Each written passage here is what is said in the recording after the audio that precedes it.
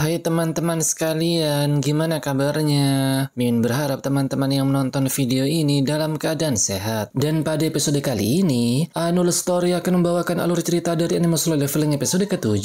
Dan tak usah berlama-lama lagi, kita langsung saja ke alur ceritanya. Tapi sebelum itu, Mimin meminta untuk subscribe dan dukung channel ini, agar Mimin selalu semangat menceritakan alur cerita anime yang menarik untuk kalian tonton.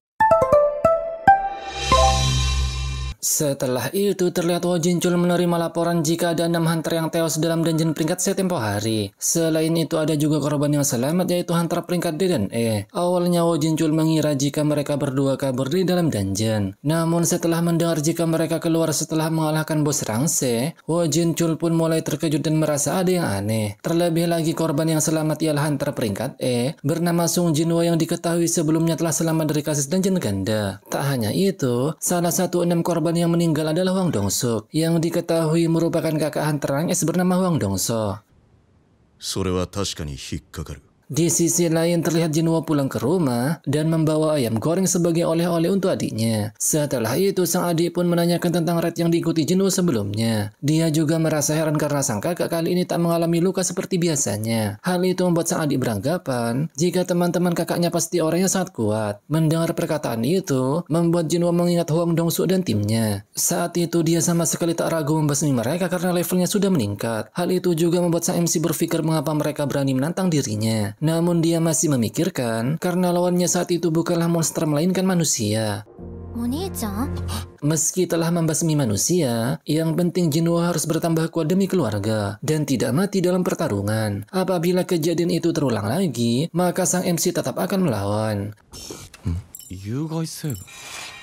Setelah itu, terlihat sistem mendeteksi zat berbahaya dari dalam tubuh Jinwo. Dan ternyata sistem itu akan menetralkan zat alkohol yang membuat sang MC tak mengalami mabuk. Tak hanya itu, Jinwo juga imun terhadap racun dan kelainan lain. Diketahui jika berkah ini ialah hadiah dari dungeon ganda. Karena terjadi banyak hal, jadi Jinwo tak sempat memeriksanya. Dan efek ini juga membuat anggota tubuhnya kembali seperti semula. Pada malam harinya, terlihat Jin-ah memberitahukan jika ada telepon dari seseorang bernama Yo Jin-ho.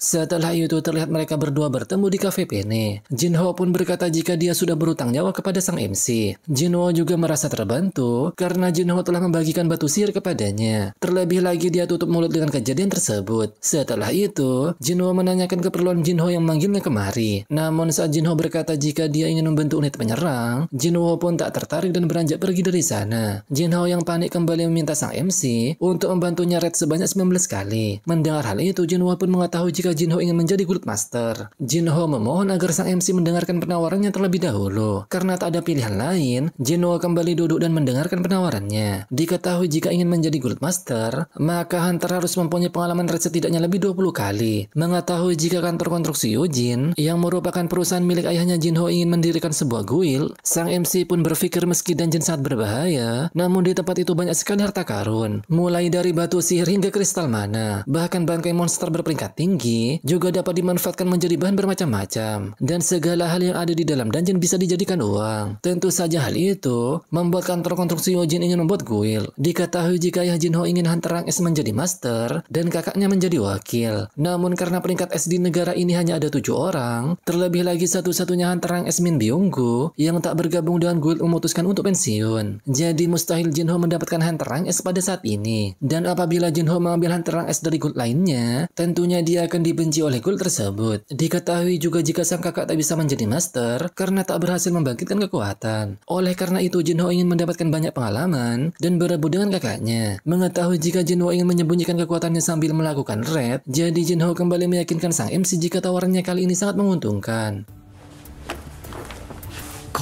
Terlihat Jinho memberikan tawaran sebanyak 30 triliun jika sang MC menerima permintaannya. Jinho kemudian berpikir jika dia bisa saja langsung setuju dengan tawaran Jinho. Namun karena levelnya terus-terusan bertambah dan dia bisa menjadi hunter peringkat S atau mungkin lebih, maka uang 30 triliun menjadi jumlah yang tak seberapa. Selain itu, selama belum mengetahui efek kemampuan naik level pada tubuhnya, hal ini dapat beresiko dengan orang lain. Oleh karena itu, Jinho pun menolak tawaran Jinho dan beranjak pergi dari sana.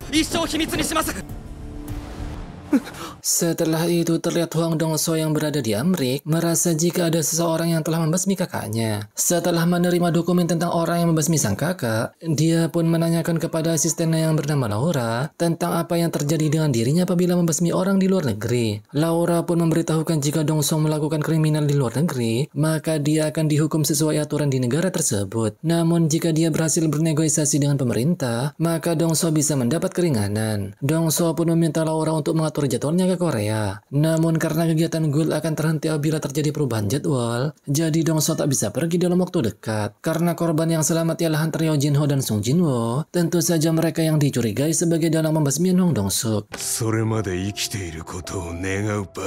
Di sisi lain, terlihat Jinho akan menyelesaikan daily quest-nya. Namun kali ini dia akan ditemani sang adik. Jinwoo pun berpikir jika adiknya ikut jogging karena telah memakan sebagul ayam goreng.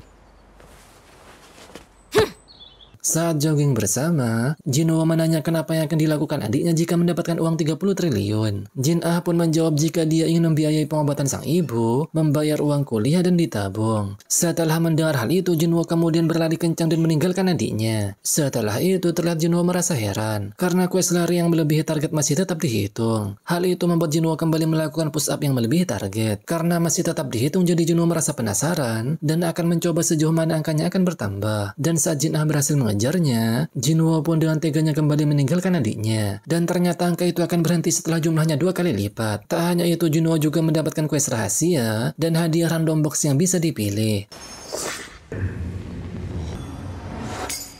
Lagi-lagi hadiah tersebut berupa kunci, di mana kunci tersebut ialah rang es yang dapat digunakan untuk memasuki istana iblis. Dan setelah membaca hadiah yang akan didapat setelah menyelesaikan misi ini, Jinwoo pun terlihat tersenyum. Jinwoo merasa senang karena dia bisa menggunakan ramuan kehidupan untuk menyembuhkan penyakit sang ibu. Tanpa pikir panjang, Jinwoo kemudian menggunakan kunci tersebut.